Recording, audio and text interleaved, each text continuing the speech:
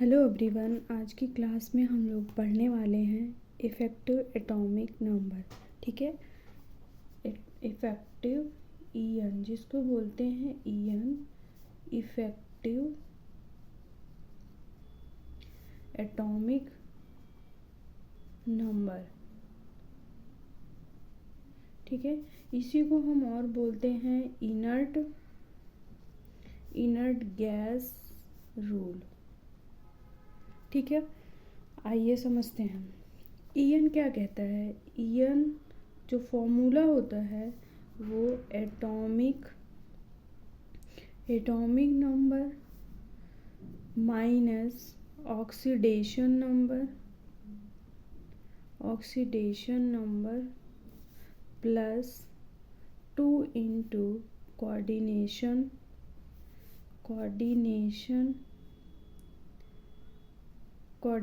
Number.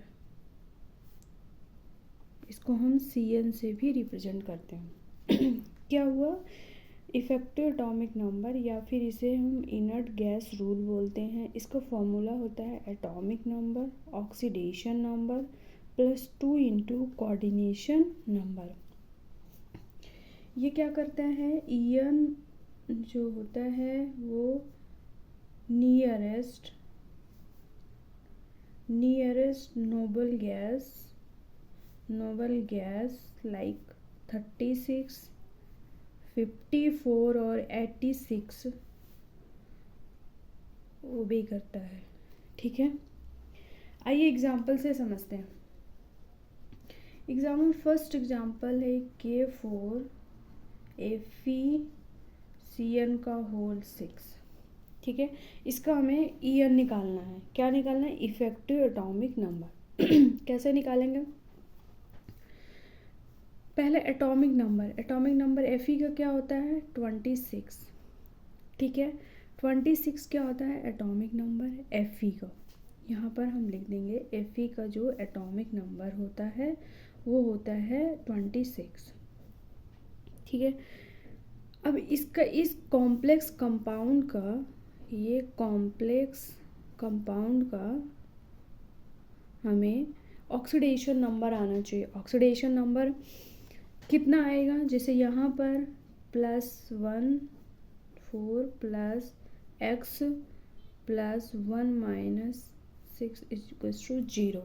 ठीक है, यहाँ पर x की वैल्यू आ जाएगी +2, मतलब कि इस कॉम्प्लेक्स कंपाउंड का ऑक्सीडेशन नंबर कितना आया +2। अब इस पे हम रखते हैं, क्या रखते हैं 26 minus 2 plus 2 into coordination number कितना है 6। यहाँ कितना आ जाएगा 24 प्लस 12, ये आ जाएगा 36। मतलब 36, इसका जो ईएन आया कितना आया 36, जो कि हमें चाहिए था 36। ठीक है, अब दूसरा एग्जाम्पल, सेकेंड एग्जाम्पल लेते हैं। क्या होता है K3 FeCN का होल 6। ठीक है, इसका निकालते हैं। 26 इसका होगा माइनस, इसका जब ऑक्सीडेशन नंबर निकालेंगे तो ये आएगा +3। तो यहाँ पर 3 प्लस 2 इंटू कोऑर्डिनेशन नंबर कितना है 6। यहाँ से आ जाएगा 23 प्लस 12, ये आ जाएगा 35, जो कि ये फॉलो नहीं कर रहा है, जबकि हमें कितना आना चाहिए 36, और यहाँ पर कितना आया 35। नेक्स्ट देखते हैं example, chromium CO whole 6 minus 1। इसका निकालते हैं। क्रोमियम का एटॉमिक नंबर कितना होता है 24 प्लस, जब इस कॉम्प्लेक्स कंपाउंड का हम ऑक्सीडेशन नंबर निकालेंगे, ऑक्सीडेशन नंबर तो यहाँ पर आएगा -1। ठीक है, यहाँ पर हमें रखना है -1, तो ये हो जाएगा प्लस -1 फिर +6 2 इंटू 6। ठीक है, 2 इंटू 6 आएगा, तो इसका आंसर कितना आएगा 25 प्लस कितना हो जाएगा 12, ये हो जाएगा 37, जो कि नो इफेक्टिव एटॉमिक नंबर क्या कहता है कि 36 या 54 या 86 आना चाहिए, लेकिन ये कितना आया 37। नेक्स्ट एग्जांपल देखते हैं, NiCO का होल 4, ठीक है। इसका निकालेंगे, इसका कितना होता है 28 माइनस ऑक्सीडेशन नंबर इसका 0 होता है प्लस 2 इंटू 4, यहाँ से हो जाएगा 28 प्लस 8 हो जाएगा 36, इसका कितना आया 36। ऐसे बहुत सारे एग्जाम्पल्स आप कर सकते हैं प्रैक्टिस के लिए, जैसे कि FeCO का होल 5 कैसे निकालेंगे, 26 माइनस इसका जो होता है ऑक्सीडेशन नंबर 0 होगा प्लस 2 इंटू 5, कितना आ जाएगा 26 प्लस 10, ये आ जाएगा 36, इसका कितना आया 36, ठीक है। इस तरीके से सिर्फ आपको इतना याद रखना है कि एन क्या होता है, इफेक्टिव एटॉमिक नंबर्स क्या होते हैं, atomic number minus oxidation number, यहाँ पे साइन जरूर देखना, oxidation number plus 2 into coordination number, ठीक है। इस तरीके से आप बहुत सारे क्वेश्चन सॉल्व कर सकते हैं। नेक्स्ट हम लोग पढ़ने वाले हैं बॉन्डिंग इन कॉम्प्लेक्स कंपाउंड। इसके अंदर कौन कौन से थ्योरीज आती है। सबसे पहले थ्योरी आई थी वैलेंस बॉन्ड थ्योरी, जिसको हम बोलते हैं VBT, ठीक है, valence bond theory, valence bond theory, ठीक है, जो कि बहुत ही इम्पॉर्टेंट है। Given by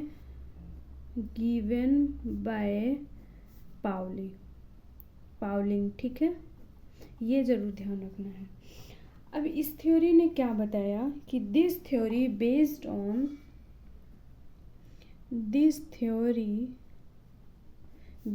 on magnetic nature. इस थ्योरी ने किस पे बेस्ड है, टोटली मैग्नेटिक नेचर पर, ठीक है। आइए समझते हैं कैसे मैग्नेटिक नेचर क्या होता है। मैग्नेटिक नेचर मतलब म्यू स्पिन, हम स्पिन की बात करेंगे यहाँ पर, वो क्या होता है √n+2 बोर मैग्नेट, ठीक है। ये फॉर्मूला होता है। n यहाँ पर क्या होता है नंबर ऑफ अनपेयर्ड इलेक्ट्रॉन। अब अनपेयर्ड इलेक्ट्रॉन मतलब कि इसकी दो कंडीशन होती है, एक होता है पैरामैग्नेटिक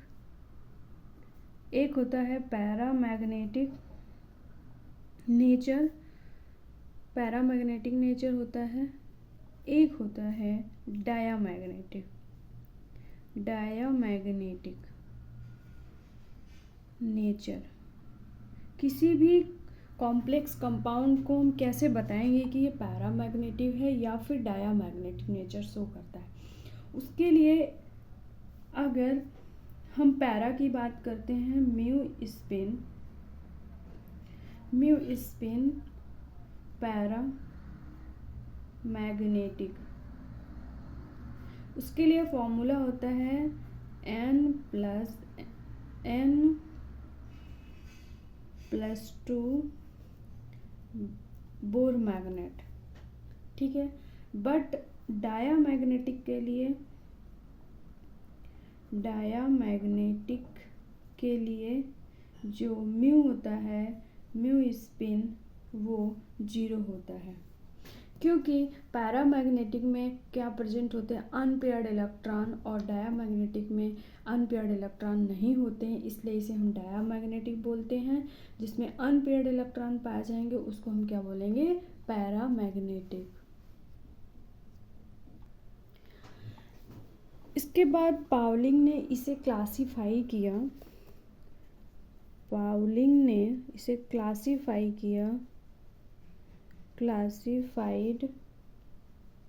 लिगेंड्स।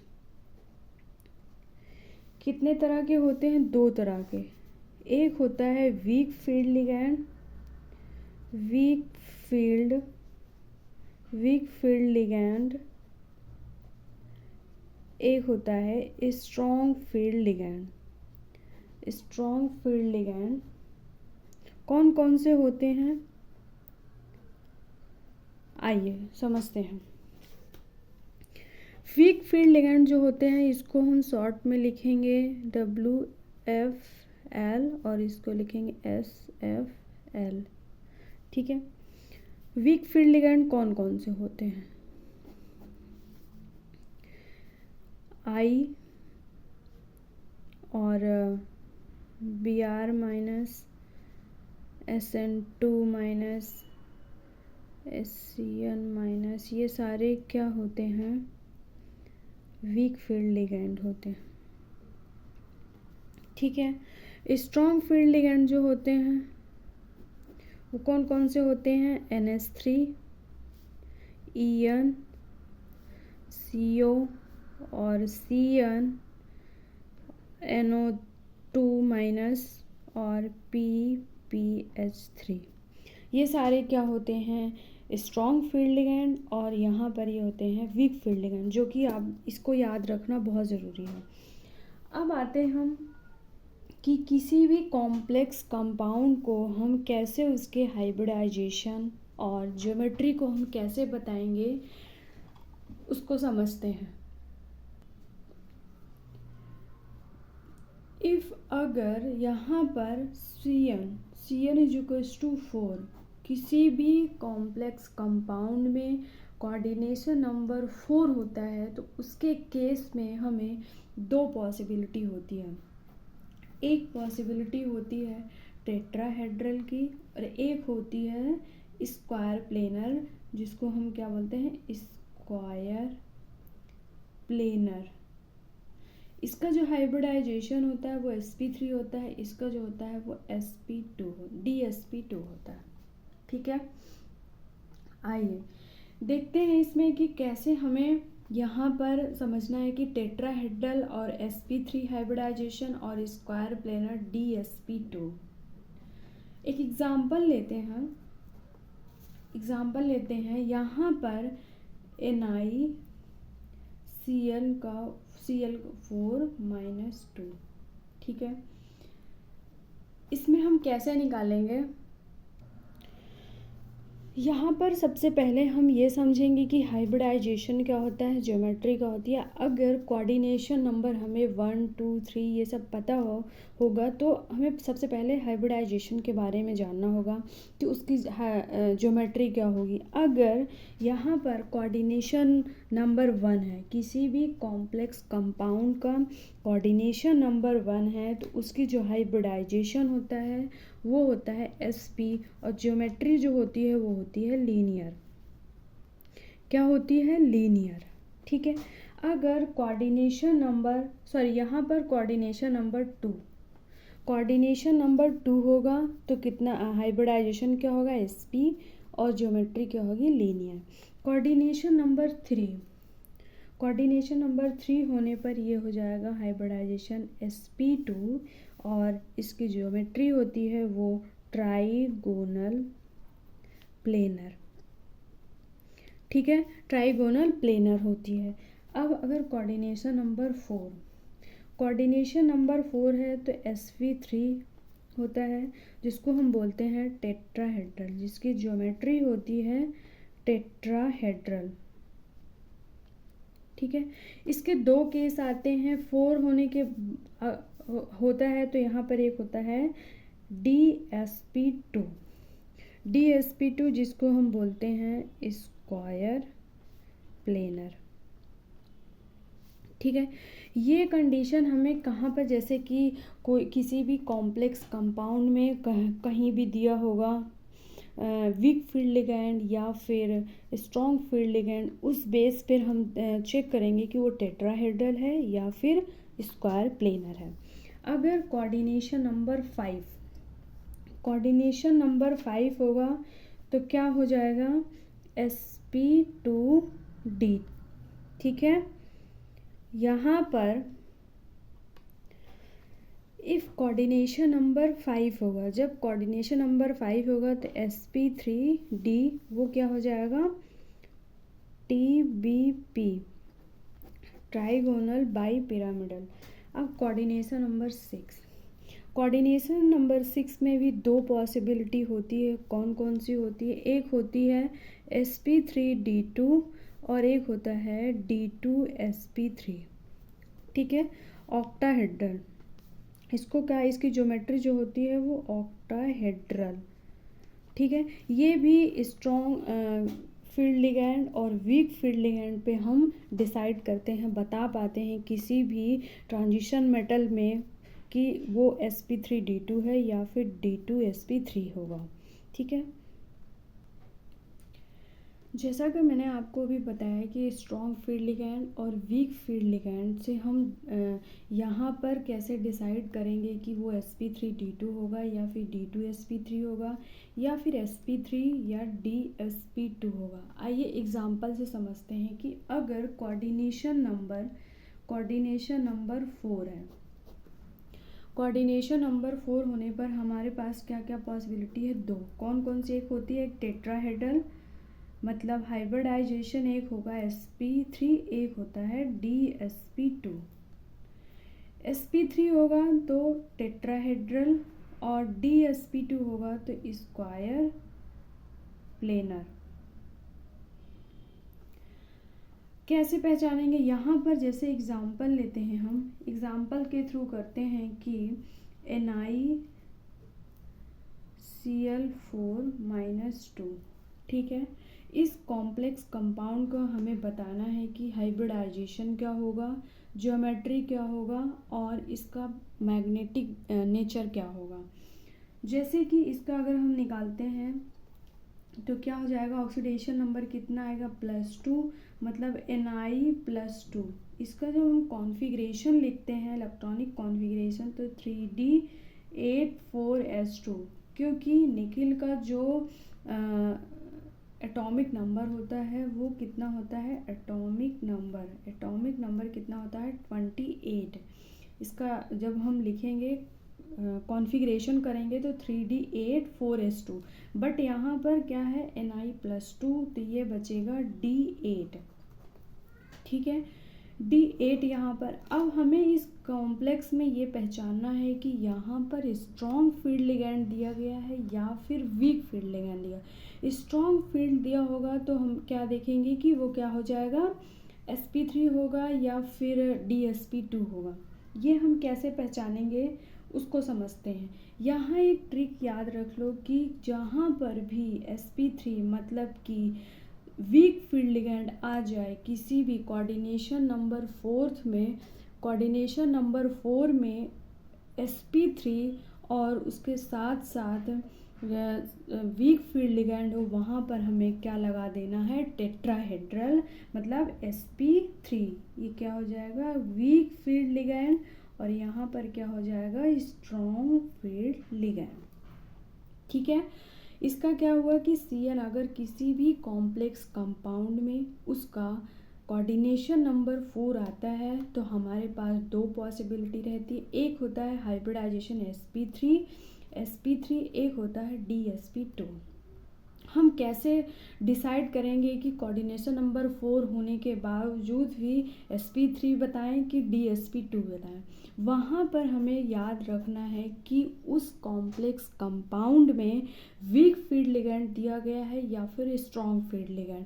कंपाउंड को देखते ही, कॉम्प्लेक्स को देखते ही उसमें आपको आंसर आना चाहिए कि अगर वहाँ पर वीक फील्ड लिगैंड दिया है तो हमें क्या लगाना है, sp3, हाइब्रिडाइजेशन उसका sp3 होगा और टेट्राहेड्रल होगा। मैग्नेटिक नेचर की बात करते हैं तो जो वीक फील्ड लिगैंड होता है उसमें पेयरिंग नहीं होती है। पेयरिंग ना होने की वजह से उसमें अनपेयर्ड इलेक्ट्रॉन हो सकते हैं, इसलिए उसको हम क्या बोलते हैं, पैरामैग्नेटिक। वो कितने अनपेयर्ड इलेक्ट्रॉन हो सकते हैं वो हम बाद में देखेंगे, बट हमें ये पता चल गया कि वीक फील्ड लिगैंड होता है तो वहाँ पर पेयरिंग नहीं होती, इलेक्ट्रॉनों की पेयरिंग नहीं होती। जहाँ पर पेयरिंग नहीं होगी वहाँ पर अनपेयर्ड इलेक्ट्रॉन होंगे। जब अनपेयर्ड इलेक्ट्रॉन पाए जाते हैं उसे हम क्या बोलते हैं, पैरामैग्नेटिक। ठीक है, अब अगर किसी कॉम्प्लेक्स में जैसे Cn=4 है, अगर हम दूसरा एग्जांपल लेते हैं स्ट्रॉन्ग फील्ड लिगैंड का NiCN4, ये हो जाएगा -2। ये क्या होता है, लिगैंड जो है वो कितना है, वो Cn है और वो क्या होता है, स्ट्रॉन्ग फील्ड लिगैंड। यहाँ से हमें इसको निकालना नहीं है, सिर्फ देखते ही लिगैंड को पहचानते ही हमें क्या आंसर लगाना है कि ये क्या होगा, कंपाउंड DsP2 होगा और इसकी हाइब्रिडाइजेशन DsP2 होगी और ज्योमेट्री क्या हो जाएगी, स्क्वायर प्लेनर। क्या हो जाएगी, स्क्वायर प्लेनर। ठीक है, अब ये स्ट्रॉन्ग फील्ड लिगैंड है तो डेफिनेटली इसमें अनपेयर्ड इलेक्ट्रॉन के चांस कम होंगे। जब पेयरिंग होती है तो अनपेयर्ड इलेक्ट्रॉन के चांस कम होते हैं, तो वहाँ पर मैग्नेटिक जो नेचर होता है वो क्या हो जाता है, डायामैग्नेटिक। क्या हो जाता है, डायामैग्नेटिक नेचर। यहाँ पर एक नोट लगाकर आप लिखिएगा जो कि बहुत बहुत इम्पॉर्टेंट है, क्वेश्चन सॉल्व करने के समय आपको बहुत ही हेल्प करेगा। जैसे कि क्या होता है कि इस लाइन को लिखिए, the concept weak field ligand strong field ligand is only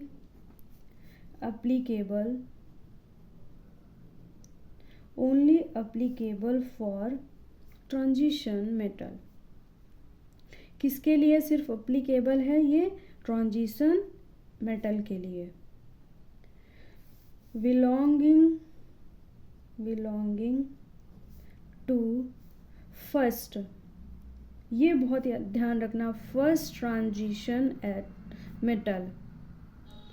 ठीक है, first transition metal, but for transition metal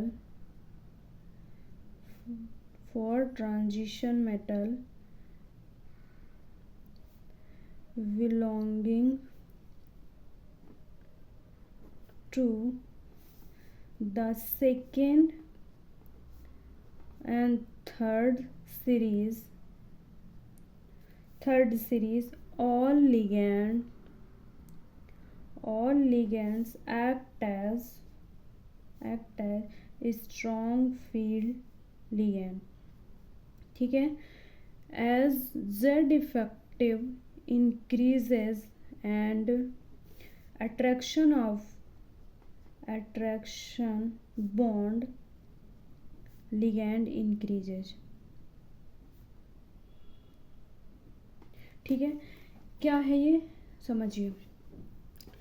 हमें सिर्फ और सिर्फ किस में देखना होता है, वीक फील्ड लिगैंड और strong field ligand first series transition elements में, जिसमें आता है स्कैंडियम, टाइटेनियम, वेडिनियम, ये सारे जिस आते हैं उसमें सिर्फ और सिर्फ हमको क्या देखना है, स्ट्रॉन्ग फील्ड लिगैंड और वीक फील्ड लिगैंड।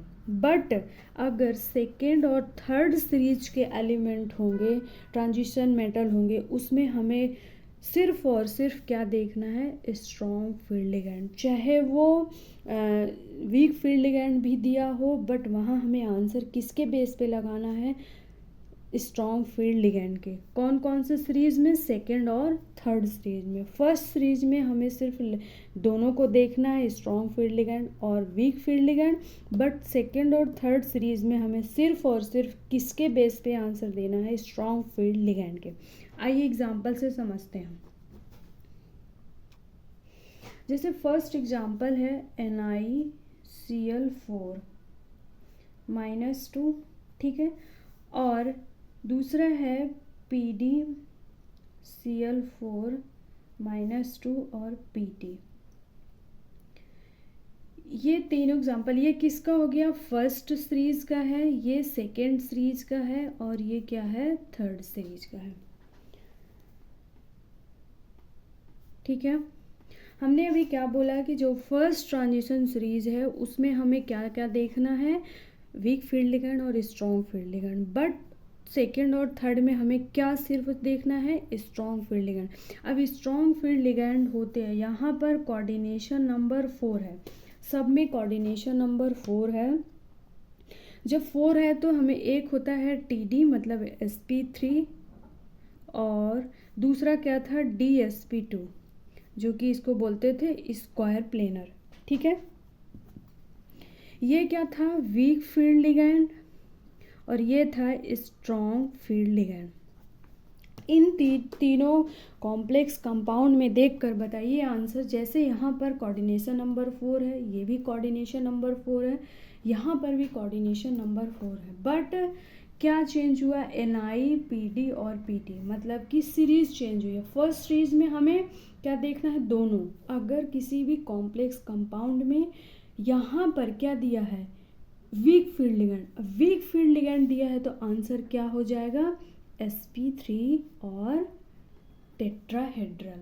ठीक है, बाकी के दोनों में क्या दिया है, वीक फील्ड लिगेंड होते हुए भी हमें आंसर क्या लगाना है, स्ट्रॉन्ग फील्ड लिगेंड के बेस पर, तो आंसर क्या हो जाएगा, DsP2।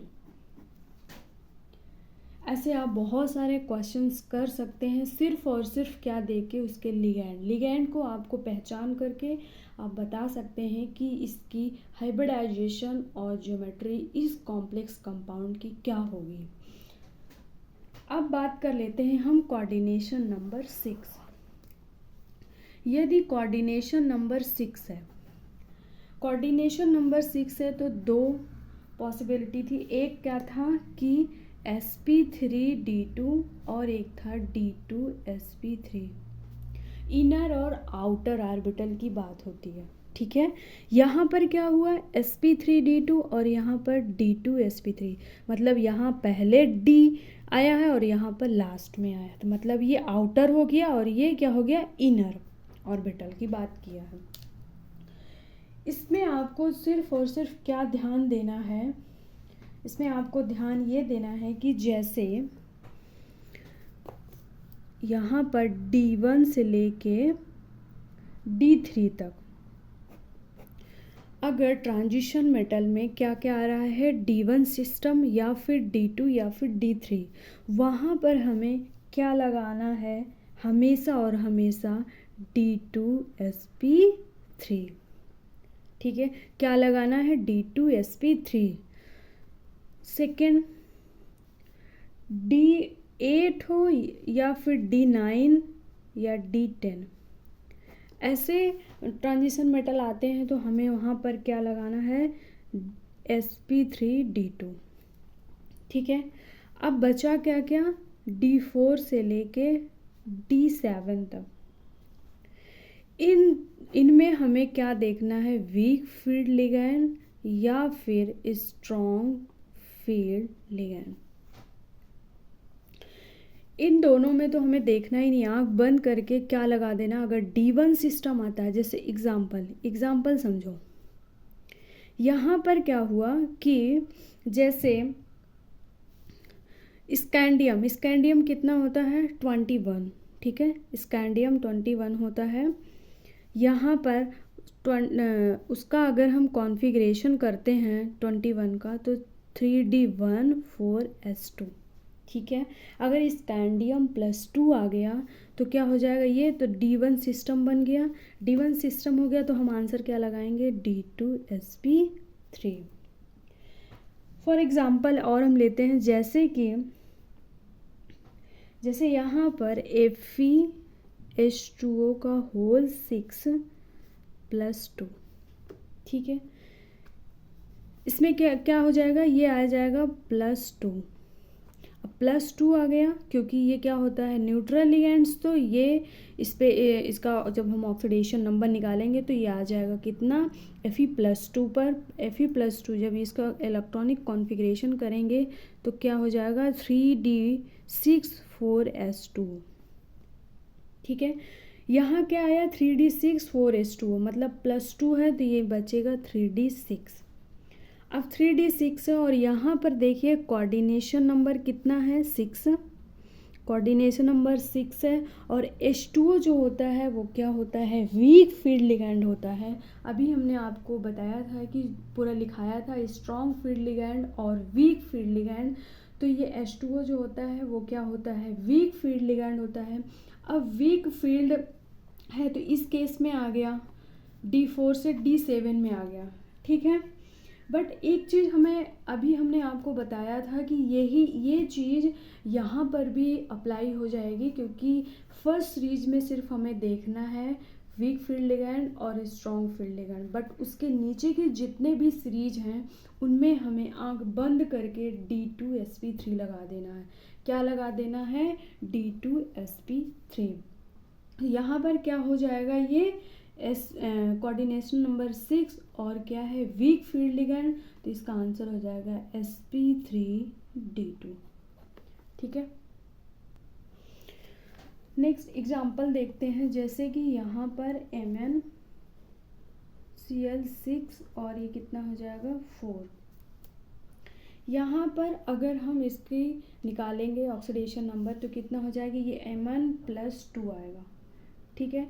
Mn+2 आएगा। Mn का जो कोऑर्डिनेशन नंबर वो एटॉमिक नंबर होता है वो कितना होता है, 25 होता है। एटॉमिक नंबर कितना होता है, 25।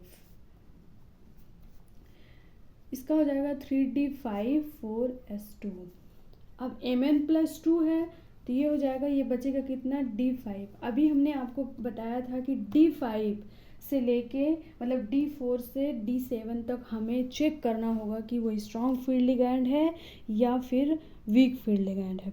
अब यहाँ कॉम्प्लेक्स कंपाउंड में क्या दिया, Cl क्या होता है, वीक फील्ड लिगैंड है। वीक फील्ड लिगैंड है तो क्या हाइब्रिडाइजेशन उसका होगा, sp3d2, ठीक है। क्या हो जाएगा, sp3d2। क्यों, क्योंकि यहाँ पर पेयरिंग नहीं होगी। जब पेयरिंग नहीं होगी तो आउटर सेल्स में भी, आउटर ऑर्बिटल में हमारे इलेक्ट्रॉन जाएंगे, इसलिए क्या हुआ कि sp3d2। नेक्स्ट एग्जांपल, जैसे MnCl6, ये क्या हो जाएगा, -2, ठीक है। इसका अगर हम निकालते हैं तो क्या हो जाएगा, ये भी यहाँ पर आएगा Mn+4। इसका कॉन्फ़िगरेशन लिखेंगे D5 4s2, तो कितना, 2 इसमें से जाएगा, 2 इसमें, तो आ जाएगा 3d3, ठीक है। D3 आया। अभी हमने आपको बताया था कि D3 होगा तो चाहे वो स्ट्रॉन्ग फील्ड लिगैंड हो या वीक फील्ड लिगैंड हो, आपको आंसर क्या लगाना है, D2sp3। क्या लगाना है, D2sp3। जो हमने आपको एक फ्लो चार्ट बनाया है उसको आप ध्यान से पढ़िए और उसके बेस पे आपके सारे क्वेश्चन सॉल्व हो जाएंगे।